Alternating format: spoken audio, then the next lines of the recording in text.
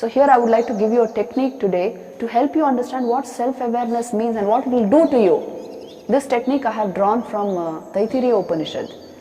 It is called Bhruguvalli commonly. It is actually it's a vidya. Vidya means a kind of a meditation technique which takes you to the knowledge of the self, which awakens you to full consciousness, what we are discussing just now. So this technique takes you there. That is why it is actually called Bhargavi Varuni Vidya.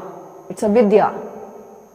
So let's discuss this briefly here to make you more and more conscious and aware within what is required and what it will lead to.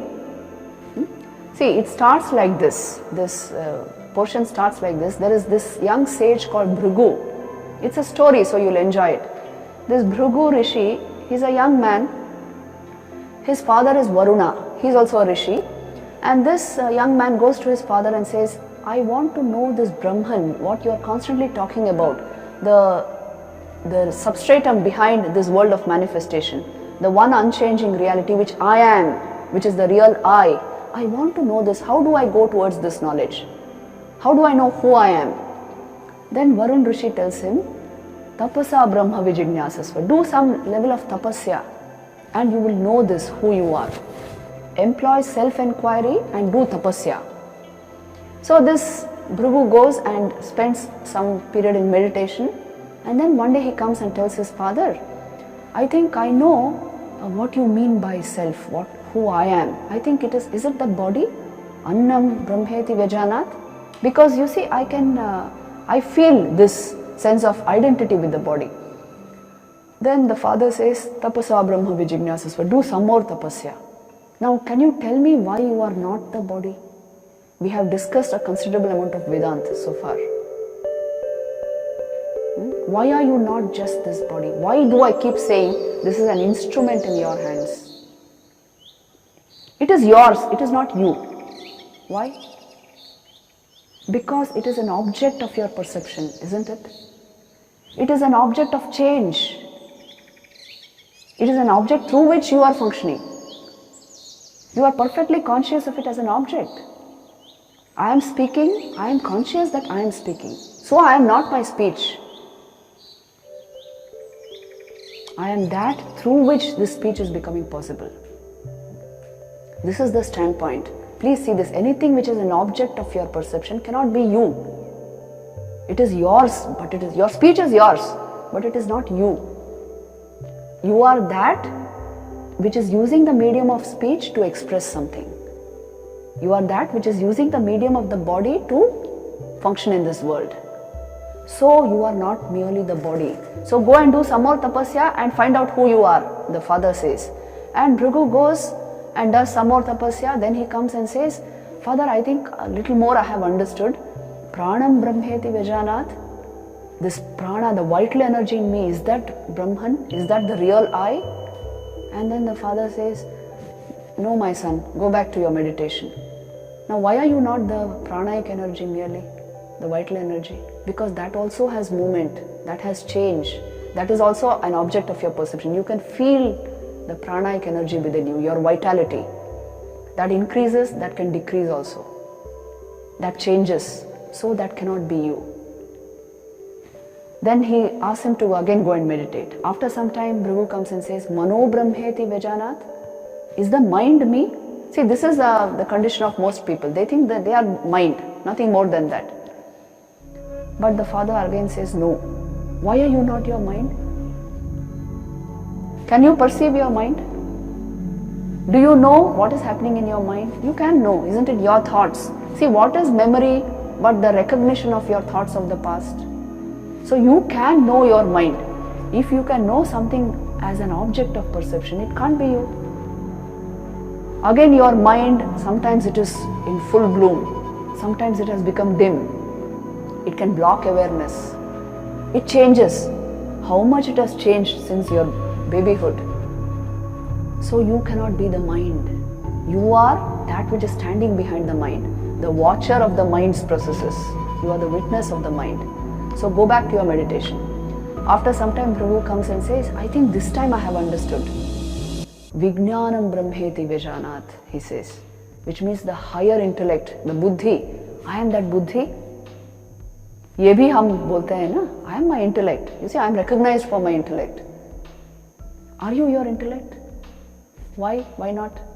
Now you are catching the spirit of the Upanishads because you are giving the right, you are nodding correctly. Why are you not your buddhi merely? You can sharpen it, you can hone it, you can also unsharpen it. You can make it blunt. It is changing. And you again perceive your intellect as an object. So you are not merely your intellect. Then again he goes back to his meditation. After some time he comes and says, Anandam Brahmeti Vejanat. I think that Anandamai Kosh, the causal body it is called, through which streams out the light of the Atman. That is me. And then the father says, you have come very close to the source of your being. Now at this point, if you ask yourself, who is it who is feeling this Anand? Who is it who is feeling this streaming out of consciousness into the body-mind? You will come to the core essence of your personality. And this is how Bhrigu Rishi, just through self-inquiry and meditation, plunged into self-knowledge, into the Atman, and came to know that he is that consciousness which is enlivening this entire apparatus. He is functioning through it, but he is totally apart from it. He is of the nature of existence, consciousness, bliss. He is the very source of that mental awareness through which he is studying all this. He is nothing but an image of Brahman, what he is worshipping. He is nothing but that in the form of the Atman, pure consciousness. And that is actually illumining all aspects of his personality. And what comes out of this knowledge, this also this Upanishad will tell you, Annavan Annado Bhavati, which means due to this understanding, Bhrigu developed a very healthy physical system.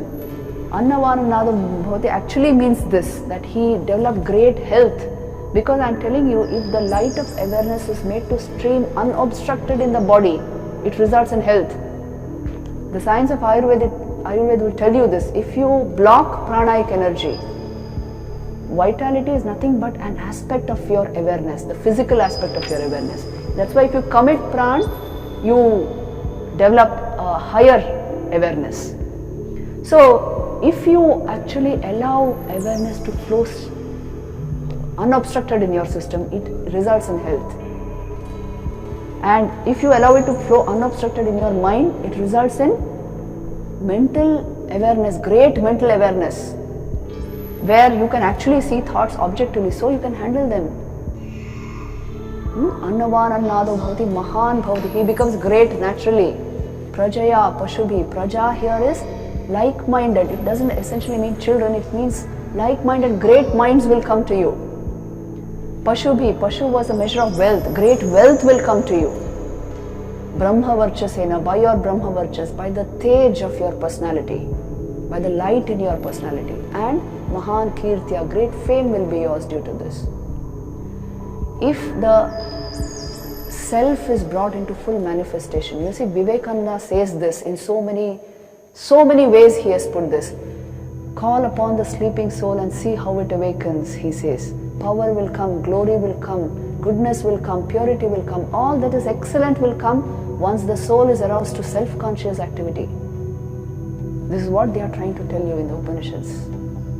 You awaken to the reality, the body-mind complex will be taken care of. In fact, your health is guaranteed. Even mental health is guaranteed if awareness comes to the forefront in your mind.